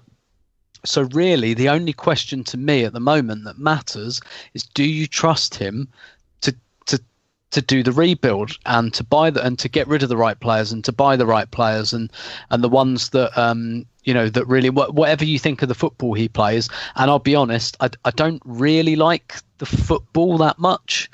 But that may be a preconceived bias on my part, because I don't, as much as I think they're brilliant, I just don't enjoy watching Man City. It just doesn't float my boat. So that style of football doesn't enormously excite me. I do like something a bit more off the cuff, but that's just a personal preference. I'm not going to hold that against the coach per se. And so the question really is, do you trust him and the people around him to do what's necessary and to build the team in his vision, in the way that he wants to play? And I still have trust issues there. How much they'd be solved by getting another manager, I honestly, I don't know. To your question, Elliot, I think honestly the worst that would happen is that we'd be where we are in the league, but with no prospect of going any higher. But that in itself is subjective, because at some point you've got to make the call, right, this guy he's just taking us sideways, he's not taking us on. So I do think that there is truck with the argument of giving Arteta time, because you probably appoint him to this job, A, knowing he's inexperienced and will make mistakes, and B, that a lot needs doing, and it probably needs like one step backwards to go 2 steps forwards. So I do think that there's a lot going on here that is quite difficult beyond the we're 10th and that's really crap, and Chelsea would sack their manager for that. Of course they would, but that's Chelsea. That's something quite different, I think, to what's going on here. So honestly, I think the worst that would happen, Elliot, is an outcome that we'll never know, because we'll never be on that timeline. The worst that could happen is that we sack Arteta, we get someone who doesn't take us on, and Arteta goes somewhere else and is brilliant, and we go, fuck, did we just fire someone who's actually really, really good, and with a bit more time would have shown it. Yeah. But again, that's what you get when you hire a manager with literally no track record. With Emery, you look at Emery's track record and you go, well, this guy's not going to we're not on the cusp of greatness here, are we? he's fairly average, relatively speaking, and we've gone from average to bad. And so you look at his track record and go, well, he's not going to bring us back here, whereas Arteta doesn't have that track record, which complicates this conversation. Yeah, I mean, look, Pep Guardiola took over for Jupp Heynckes at Bayern Munich and proceeded to not produce as good an outcome as Heynckes did. Do I think Guardiola's the better coach? I do. The number one predictor of outcomes at clubs is the talent in the squad. More than anything else, it is the number one predictor of the outcome. And coaches kind of guide you to that outcome. Some of them guide you below it, and some of them guide you above it. But I think it's in a narrower band than we think. And I guess my point is, if we sacked and by the way, I am not ready to say sack Arteta now. I have said consistently that the trajectory we're on post-Boxing Day, I think is upbeat and positive. If he continues it through to the end of the season, I'm absolutely on board seeing where it goes from here. I'm sort of taking the position of defending the people that aren't okay sticking with him in saying that if we sack Arteta, we're not going to crater because there's no cratering to do. This club is in what constitutes a crater for it. So you're right, Tim. We may miss out on some extraordinary coach in the making, but you know what? He's going to leave us eventually anyway. That's the irony. So let's say we don't sack him and he stays 2 more seasons and leaves at the end of his contract. I mean, he's going to go eventually anyway. So if it is a cataclysm to lose your coach, then that cataclysm is coming one way or another. But you look at Sven Mislintat, he takes over Stuttgart, they're relegated, he hires some guy named Pellegrino Matarazzo, no one's ever heard of. He does a brilliant job, he takes them up, and now he's taking them near European places, right? For the next Tuchel or Nagelsmann, or, you know, there's no one until there's someone. And maybe Arteta will ascend to that level, and I certainly think he could. I think he understands football well enough to. But we have to not be scared to let an Aubameyang go or let a coach go. We keep repeating the mistakes of fearing that if we don't hold on to what we have, we'll fall apart. And by doing that, we have fallen apart. So, Clive, I mean, I guess... I just think it's a weird time to have this debate.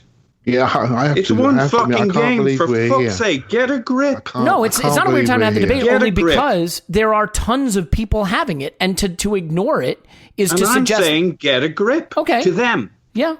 Well, I mean... For fuck's sake, one game. Well, it's not one game. It's the point that I think people are looking at this and saying we have now arrived at a moment where we didn't have this after West Ham. No, but I think we didn't have it after the game before. We didn't have it against Leicester. You know why I think we're having it? Candidly, 2 reasons. One, I think this performance was a real shock. And I'm saying go and have a look at it again. It's not that bad. You questioned why I made the point of saying it wasn't that bad. It's because of this. It's because it's not a minor factor whether the guys tried, whether there was an attempt at a performance, whether there was a suboptimal but still a plan. It matters. This is not a terrible game, a terrible performance. Go and have a look at it again. I think part of it, Paul, I think also is after this result, I think for the first time, let's look, maybe we were just fooling ourselves. As recently as before the West Ham game, I think there were people, us included, who thought even top 4 is still in the making and top 6 could certainly happen and finishing above Tottenham and all that stuff. And I think that's all starting to feel out of the frame now. Clive, please come back. Right? Mm-hmm. We're just human beings, and the result has knocked our confidence. Hugely. Simple as that. As fans, it's knocked our confidence in. We're rattled. Yeah, that's it. That's all we are. This is where you need to be calm. You need to be cool. You need to focus on the reaction. Right? It's knocked our confidence because we were starting to believe. As soon as you start to believe, David Luiz takes over the Wolves guy in the box, and suddenly you think, hold on, we were just about to be where Chelsea are now, because that's where we could be. We didn't lose our brains in those games, and that's it. What's happened is this is us. This is really revealing about us as fans and as a group of podcasters. We were building up our confidence, and we're now pivoting. Right, we're pivoting on the back of losing to the team that has been the best team in the world. They were World Club, European Cup, Premier League champions by 25 points. They were that not long ago. They lost 2 centre-backs and they fell over. That's all. And what they needed to do to overpower us in this game was just play classic Liverpool ball. They didn't need great centre backs. They didn't even need to polish off a bunch of goals. They didn't need to beat us 7-0. They just needed to kick in with their midfield, with Fabinho, with Jorginho, with the lads, right? And we did give them one of their biggest XG victories of the entire season, and had the fewest chances of any team they played this season. Well, hang on. They changed their formation at 62 minutes for a reason. They were getting nowhere. So I'm not saying this was a great performance or we deserve to win or whatever. I'm saying go back and look at it. We're not that bad. This is not this fucking catastrophe. You know what? This is not the canary in the coal mine that shows what a terrible team we were all along, and really we were shit all along.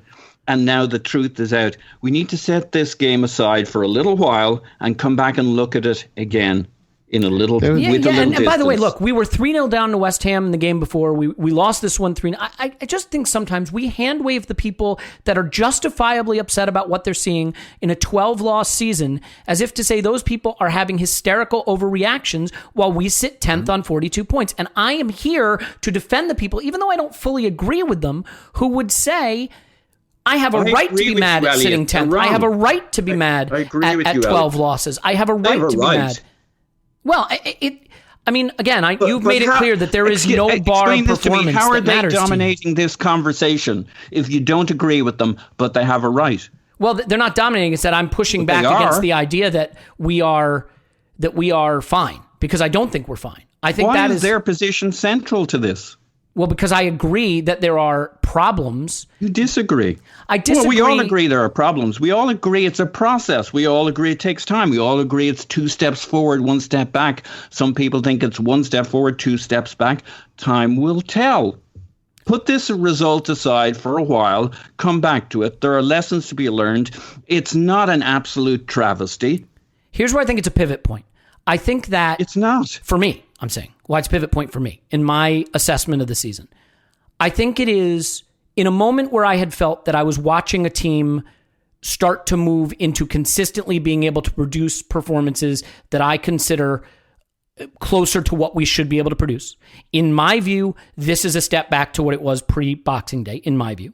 In other words, it comes back to your assessment of this performance, and that's why I think you need to go back and have another look at it. Okay, you have made that very clear, yes. So in my view, the performance is bad. In my view, there were decisions made during the performance that are questionable.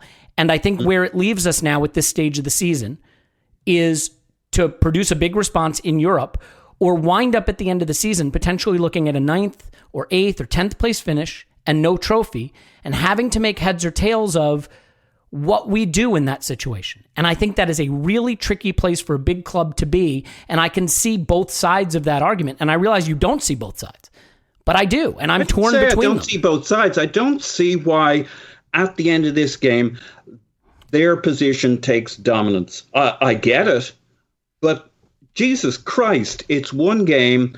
Let's put it to one side. You don't have to have an actual autopsy with the corpse when the body's still alive. Okay. I take your point. Clive? As I say, we just had our confidence knocked as a group, right? And this is what happens. And this is where you need to be cool, right? And you need to focus on the reaction. And it's the reaction that worries me without key people not being available. Yep. That's what really worries me. Because the trend of losing to Aston Villa at home by 3, then losing to Liverpool at home by 3, the way we lost those games were quite similar. We were just bettered by a better team. And so all that matters for this club, all that matters is almost Arteta agnostic. All that matters is how we react right now, which is not Arteta agnostic, because he's got to pick the right shape and the right people and the right partnerships. But what we do in the summer, that's a club thing, which Arteta's involved in. And if we don't get that right, we're going to be here in a year's time, and you think this is a dark one. This is not a dark spot compared to where we could be in a year's time if we get this wrong. We have to get this right. Absolutely have to get this rebuild right. And then so it's our ability to react in the near term, because we've got some decisions to make if we believe the injuries are what they are. And we have got some massive decisions in the medium term. And then we can start to look at individuals. And back to Tim's point, if people have lost a bit of confidence and lost a bit of trust in the individuals we have because we've lost to Liverpool and maybe other things are feeding into that as well, that is their right to feel that way. Absolutely. But it is just this game. And this is not a Burnley. Let's wake up to we were beaten fair and square. And I want to hear everyone tell me what we should have done. Well, we could have moved a couple of people around. Flipping hell. That was going to make a big difference, wasn't it? You know? We are talking, we were bettered on the day. We were bettered on the day. You have to accept it. That acceptance I've spoken about before, I hate to say it, although I am a positive person, everything we've done this year says we're a mid-table cup team. That's who we are. Mm-hmm. So once you work that out, try to think about what we need to do to make us a top 4 league team. And stop pretending to yourself they're anything else but that. Yeah. And don't tell me this player is great, because he's not. Because we're a mid-table cup team. You want to be a league team, to look at a player honestly and openly and work out his deficiencies. And as a group, let's not try to work away for him to be good. A week ago, I'm telling you now, I'm thinking, I've said for about a year now, I want you right back. A week ago, after Callum Chambers performs West Ham, I was debating whether we should not bother with a right back. So I'm part of the same problem. 1 week later, he'd lost every tackle. We need a new right back. You know what I mean? It happens to all of us because we're supporters, we're fans, and we don't like seeing people we like not being around. Do you see what I mean? But we have to wake up to who we actually are. I think that's right. And I would just say that I think our fear of changing things leads us to often believe that staying the course with a player, with a manager, with a structure, whatever it is the better option than change. You know, you have used the phrase "blow it up" quite a lot, Clive. I don't think blow it up is ever a bad decision. You know, like sport changes so quickly. I stopped using it because it's obvious now. We all know what's coming, don't we, in the summer, if we're allowed to do it. And that's all that matters. Otherwise, we're not going to be Arsenal anymore if we don't get it right this time. Yeah. I mean, think about it. Arsene Wenger ripped the Invincibles apart, and some would say too soon. We should have won the title in 07-08. You know, just 2 seasons later, 3 seasons later. Things can change very quickly in sport. And I think that a willingness to embrace that change and recognize that sport moves very quickly can be the way out of a bad situation more than bunkering in to, you know, something that isn't really working. But, you know, time will tell. I'll just finish with this with you, Tim, real quick. The one thing that is going to force change on us, and Clive has touched on this, is the Tierney injury. And I think it is an absolute paradigm shifter for us in terms of what we want to do on the pitch. Clive says back to the back three. I can see the argument for that. I think you could even make an argument for the 4-3-3 type system we saw at the end against West Ham, and maybe let the left back, like a Cedric, sit in a bit more, but go with Partey, Smith Rowe, and Odegaard as the 3. And then you have a more naturally attacking and ball progression formation, so you don't need your left back as much in there. But do you have a sense of how we could cope with Tierney's absence without, losing the momentum that we've been gaining post-Boxing Day? Yeah, I think it's pretty simple. I think put Saka at left back. And then, like I said, there are plenty of players who can. We've got wide forwards coming out of our ears, so we can replace him further forward without too many problems. You know, a lot of people have wanted Pepe given more chances. He can get more chances this way. We could even see more of Willian. Woohoo! We've seen Smith Rowe and Odegaard in the team as well. So and as for the fears around it diminishing Saka's end product, I don't share that at all, because left back is a hugely important role in this team. Nobody thinks that Tierney should play up front because he's putting some good crosses in. Fullback's important. It's 2021. It's a very productive position, and Saka got into double figures for assists last season, and most of those were from left back. So I would absolutely do that. Tim, can I ask you a question on that? Yeah, sure. Do you mean play him as a left back, not a wing back? Yeah. And it relates to how much, if we're worried about the physical load he's been under, will this put him under a bigger physical load and therefore potentially expose him? Potentially, yes, but I think that's just kind of a risk you've got to take at this stage. That is absolutely what I'd do in a back four. That's how he played last season. He wasn't he didn't really play that much actually when we went to the wing back system. He didn't play the cup final and the cup semi-final and things like that. He was doing it much more in a back four. That could be a route to getting Martinelli in the team as well, because those two had a really, really good relationship when he was going down the left, and kind of combining with Martinelli, and those two have a really good relationship. Then you can sit Aubameyang up front as well. Xhaka can just cover that left back spot like we were doing. So I think that would be the least disruptive way of handling it. Otherwise, as you suggest, Elliot, we've either got to change the formation or completely change what the left back does. And I'm not massively comfortable with that, particularly when it looks like we're going to be without someone like David Luiz for a while, and that's slightly destabilising. And therefore, my preference would be to try and keep things the same as much as possible. And for me, that means Saka at left back, where he can still rack up assists. No problem. Yeah, it's going to be a tough one to solve, unfortunately. And I just cross our fingers we somehow get lucky and he's available. I think, it's like a relationship, right? If you've ever been in a relationship that's not going well and it's beset by fights and it looks like it's falling apart, and then it gets back on some good ground, it finds some good footing, there's a vacation or whatever the case may be in it, you find some good footing.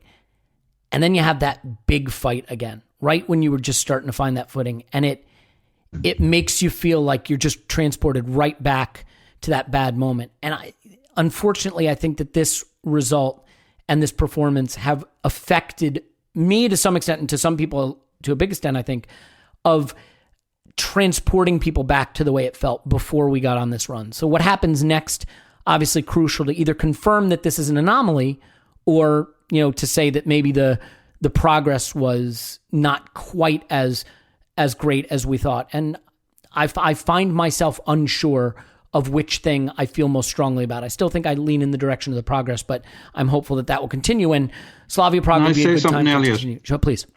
Just quickly, because I think it's a really good analogy, but there's another dimension to relationships. If you continually keep yourself in a mode where you're reviewing whether you want to be in or out of a relationship, you're already out. Yeah, you're already out. And the problem, my concern with the way things are, and it's not just an Arsenal problem or an Arteta problem, is if you have a referendum every few weekends about whether the manager stays or not, you're damaged. Like, it's just the way it is, right? I'm not going to talk people out of being people. It's just this is no way to run a railway. It's just hard. Like, if the team sucks, great, you know what to do. If the team's great, you know what to do. But most clubs are bumping around in the middle, trying to work out, will it eventually trend up or trend down? And I think we just got to cool our jets for a while. Like, and I get you. And I think the only distance that we have between each other, Paul, is I feel that sitting 10th through 30 games with 12 losses is, and again, not particularly my view, but an acceptable reason to say we are bad. We're not sitting 3 points off 4th and 5th. We're sitting on 42 points through 30 games. So you see my point. And again, I know you disagree with that it's too metrics based and it can't be that. But it's so simplistic. My God. Well, sports sometimes is about the simple, right? It's about wins and losses. It's about points and goals. It's about, it's about trophies. You can make it about the simple, but it's not. It's about people. It's about, where is this going? It's about the future. And like, what you care about is what's going to happen next. And the owner, a good owner, looks at this and says, well, what do I think is going to happen next? And that's not an easy answer, because you got two halves to this season, and now you got the United game, right? The second half of the season is longer than the first half so far, right? We'd 14 games before Chelsea, 16 since. It's been better since. And now we have the United game. And I say the performance is not as bad as we think it was, but Liverpool, yeah, it was bad. Yeah.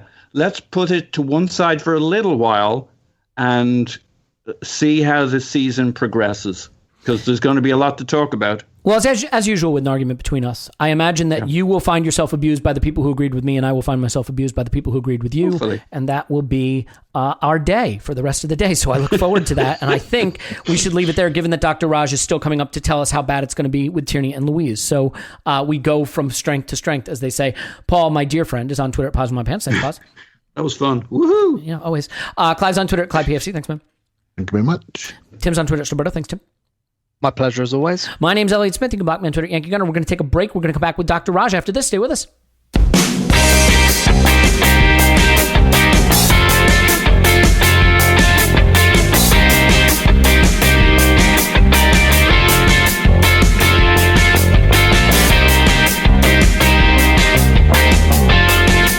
All right, now it is my great pleasure to reintroduce Dr. Rajpal Brar. I am not going to provide his CV because we did that the last time, and I have him for a very limited time, and I want to make the best use of it, which includes me asking long-winded questions that he waits to form a question, which it will never do, inevitably. You can follow him on Twitter at 3CB Performance. That's the number 3 CB Performance. The less said about the number 3 CB formation, the better, but that's neither here nor there. Dr. Raj, great to have you back on the pod. Thanks for having me. Yeah. Sad to be here, though, for the reason we're about to discuss. Yeah, usually if you're on the podcast, you can assume that things have gone terribly. So, Dr. Yes. Doom, we're going to start calling you. Really just 2 topics to cover, and I want to put the caveat firmly in place that when we talk to you about this stuff, you're basing it on video evidence. You know, you haven't directly interacted with the player physically. So, you know, obviously that limits to some extent the analysis you can do, but it tends to be pretty spot on. So let's talk Kieran Tierney. I got a couple quick questions. The first one is just based on the video evidence and information coming out after the game, what's your initial prognosis for that injury? When I first saw it, there were some positive and negative indicators, and I have a video out on this as well. His foot, when he got hit, you can see that his knee kind of buckles outwards. His foot wasn't completely planted, so I thought, okay, maybe it's not that serious. He was able to play on for, I think, 3 minutes. But then the concern to me was I saw a video, when he walked off the pitch, that knee shifted outwards. You could see him stop and almost like grab it. And that can indicate some instability in the knee, which may indicate a higher severity injury. And so hard to say what that higher severity is, but that at this point for me is an expectation. It's not going to just be some low level, week-long process. I think there is, unfortunately, some ligamentous damage that they're going to have to deal with. And when you say that, I mean, are you talking about the sort of stretched, could be out a few weeks type damage, or the needs repair, we could be seeing him in October, November type damage? I doubt it's a need to repair, because that would mean a significant injury. I didn't quite see that, but again, like you said, with the caveat, I haven't examined it. That would surprise me, but I would think some moderate level injury. The good news here is with that mechanism, typically it's not like an ACL injury, which is the most significant ligament injury. Typically something on the outer lateral side. There was some rotation, what we call hyperextension, where the knee is straightened, which can lead to some other structures. So there's a lot of anatomy in that part of the knee.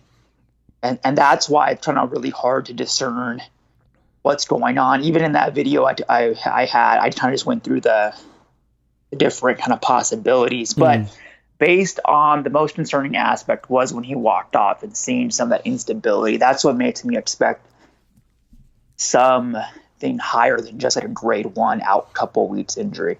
Yeah, well, it's one of the worst injuries we could suffer. I think it's fair to say.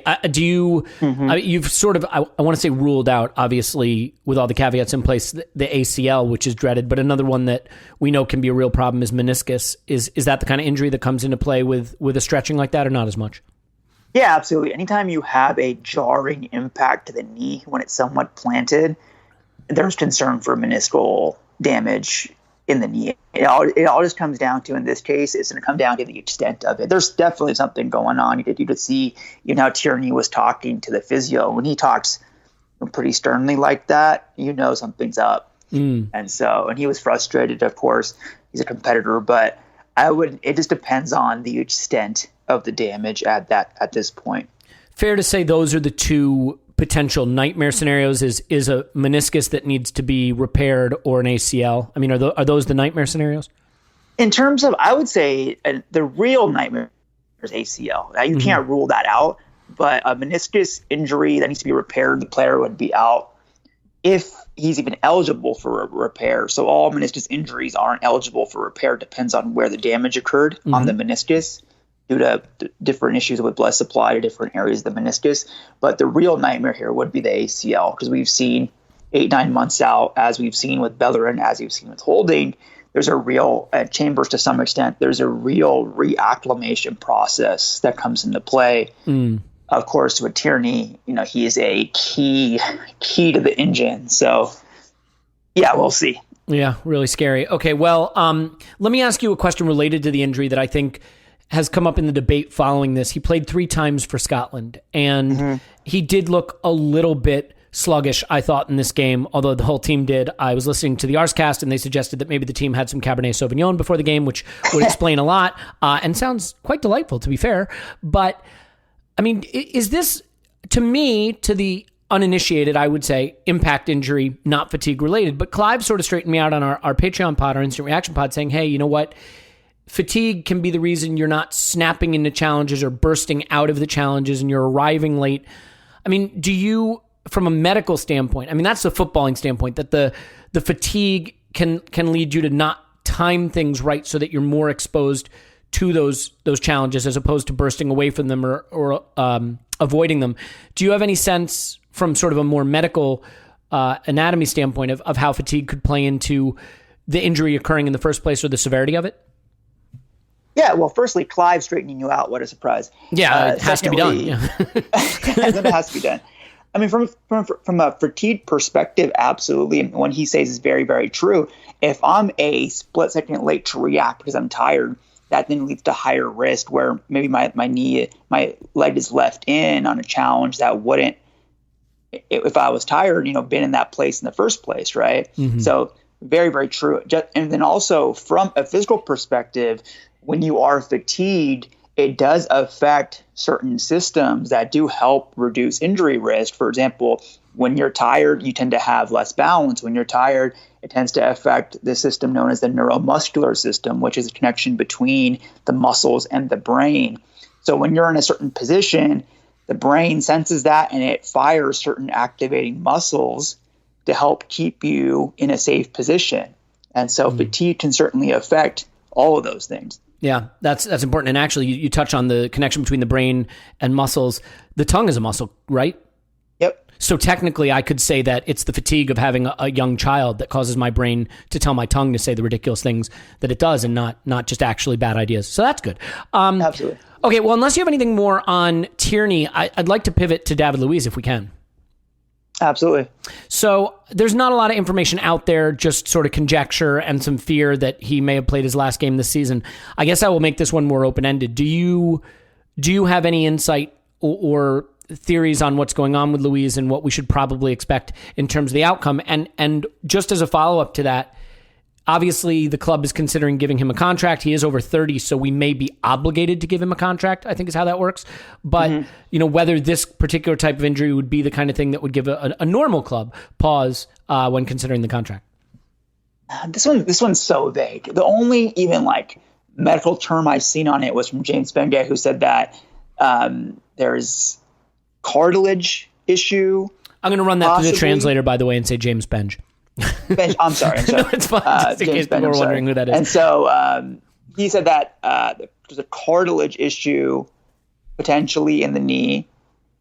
And so maybe this means what the timeline they gave about, upcoming weeks. Again, very, very vague. Maybe there was some meniscus damage that they had to trim out, in this case. That would be my only guess. And maybe even that might align with the fact that they weren't exactly sure what the treatment options were. Because sometimes when you have a little bit of meniscus damage, you can try to wait and see what happens if that pain and dysfunction go away. And so that would line up with what the team was doing early on when they were kind of unsure. And then they decided on a surgical procedure. That upcoming weeks aspect, again, doesn't tell us much. It just says weeks, so we don't really know. Typically with the partial meniscectomy, it can be a 4-week process. And so we will see. I think seeing how quickly he returns to training, of course, will give us a better indicator of severity of what's going on. So that's definitely TBD. In terms of giving the player what was that? No, go ahead. Sorry, I was going to interrupt, but I figure I've done it enough throughout this pod already. Why carry on? Yeah, fair enough. I was going to say, in terms of giving him a new contract, he has a pretty good injury history. And so in this case, if you're signing him to a short-term deal and the injury isn't, significant, and I don't think it is just based on the fact that he hasn't been ruled out for the season, I don't really see the injury as all too concerning. Okay. I've got just a couple more minutes with you, which gives me a chance to just quickly ask about Smith Rowe. You never want to label a player injury prone, because injury prone, I think, is a sort of ambiguous term. Does it just mean they happen to have had bad luck with injuries? Is there something about their, anatomy that causes them to pick up more injuries? I mean, there's a lot of speculation about this stuff, and it's kind of hard to know. But there has been sort of discussion of a hip injury with him, and that is the kind of thing that, in my limited experience, sort of just being aware of injuries in sports, that's a part of the body that can wreck careers. The most famous example being Bo Jackson, but that was a specific hip injury that was degenerative and unique. But as far as, so I don't know why I referenced it, but when it comes to Smith Rowe, do you have any thoughts on his injury track record and maybe specifically as it relates to the hip injury that's been talked about? Yeah, sure. Well, firstly, thanks for panicking everyone with the Bo Jackson reference. Like the worst injury in history, and I bring it up. I don't know why I did. It's literally like one of the most devastating, unfortunate injuries ever to occur. Yeah. I mean, he had something called avascular necrosis, where he didn't have blood flow to the head of the hip, which then kind of messed up the whole bone. But completely different topic. And so with Smith Rowe, what I see is a player, and to me, it's pretty common when you have a player who's still developing physically, still developing mentally, who then gets introduced into the first team quite quickly. I expect to see some of these muscular issues, even with Saka to a lesser extent. I always expect to kind of see that up and down with injuries, because the player has to really acclimate to these rigors of the game. And ESR is playing also in some high intensity matches as well. When it comes to the hip issue, this sounds like a hip flexor issue, which is quite common in football, because first it was described as the hip, and then it was described as a quadriceps. And so there's a hip flexor muscle, which is also a quadricep, which does both. So that would, for me, lines up as that hip flexor, which is the rectus femoris muscle, which is quite prevalent in football. So, these little muscular niggles for ESR, obviously not ideal, but as he continues to develop and acclimate, to me, that's part of the process.